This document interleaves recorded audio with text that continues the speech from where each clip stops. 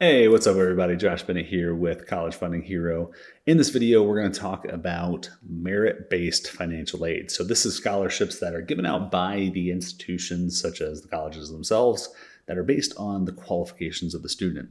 So in other videos, we've talked about need-based financial aid, which is based on the financials of the family, whereas merit-based aid has nothing to do with the family's finances. So, for example, like you may hear, FAFSA and CSS profile, like the forms that you fill out to get need-based aid. A lot of people get that confused with, that your financials are going to be looked at for merit-based aid as well. Well, they aren't. So this is based solely on the criteria of the student.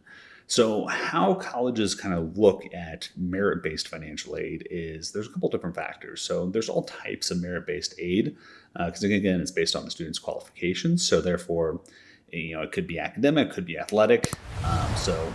There's tons of different ones out there. But if you're a student athlete, obviously you're going to be looking at merit-based aid that's based on the sport that you're playing. So not every school will provide aid based on athletics. Just for example, Division III schools don't provide athletic scholarships, and Division I, it sort of depends on the sport. And a lot of times Division I programs will have limited numbers of scholarships that they're able to provide. So when you're thinking about trying to get merit-based aid for athletics, you're going to want to start the process early because you're going to want to be getting in front of coaches. You want to work with your current coach to help get you in front of coaches and put you in a position where you could potentially get some athletic scholarships. So that's some merit-based aid, but the bulk of merit-based aid that applies to most students out there is going to be based on usually your GPA and your ACT or SAT scores. So those are going to be the two big ones, are going to be your ACT, your SAT, and your GPA. So usually what schools will do is they'll have some sort of minimum qualification from your GPA and your SATs, for example, to qualify for merit-based aid. So for example, just hypothetically say there's a scholarship at a school that requires you to have at least 3.5 GPA and a 1250 on your SATs, or a 31 on your ACTs. So each school is going to have those kind of, or each scholarship individually is going to have those kind of minimum criteria. Some scholarships may also require an interview or some sort of, extra add-on top of that. Like, so for example, there may be merit-based scholarships purely based on your ethnicity. So for example, you may need to be, a Native American student or a Latino student to then, qualify to even submit your application. And, just depends on kind of what the criteria of the merit-based scholarships are. Some are to incentivize potentially disenfranchised students or people that are coming from harder backgrounds, whereas some are just generic, where they may just have purely the GPA and purely the SAT scores and no other requirements other than that. Whereas as long as you can fog a mirror and you apply to the school and you have those minimum criteria, they're just going to say, hey, here's your money. So just kind of depends. So as you're looking for merit-based aid, you want to kind of make sure you understand what the requirements of that particular scholarship is ahead of time. Otherwise, you can miss deadlines. You may not understand that you need to do an interview, so on and so forth. So just make sure you're looking into that, and we're going to take a look at exactly what I mean by that right now. So, for example, here's University of Michigan. So you can kind of see here, obviously, University of Michigan is a really good school, and some of these are tighter in terms of the requirements. Like, so for example, their STAMP scholarship is about a 1560 on the SATs and a 3.8 GPA.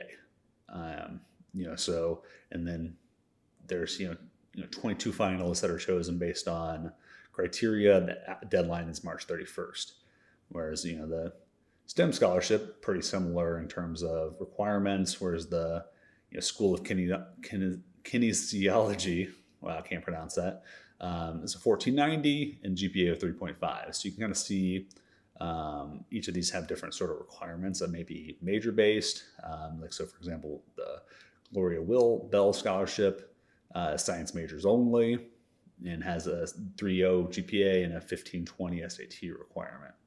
So you can kind of see that each of these may have different types of requirements, like here's an arts and sciences, majors only, alumni of University of Michigan, independent, business majors only, so on and so forth. So you can kind of see here that there's different potential requirements, but one way to see is by actually going to the University of Michigan website, and on there under the scholarship section, they'll list their merit-based scholarships. So you can kind of see which ones are available, and you can kind of see what the application process is like, and you'll get a better idea of what the school requires. So each school will have their own merit-based website. So you'll just want to kind of peruse through there and make sure you know what's required for each scholarship that you think you're going to be in contention for. So just make sure you're following all the criteria and getting your name out there as early as possible. So that way you can be, make sure you give yourself the best possible chance of getting that merit-based aid.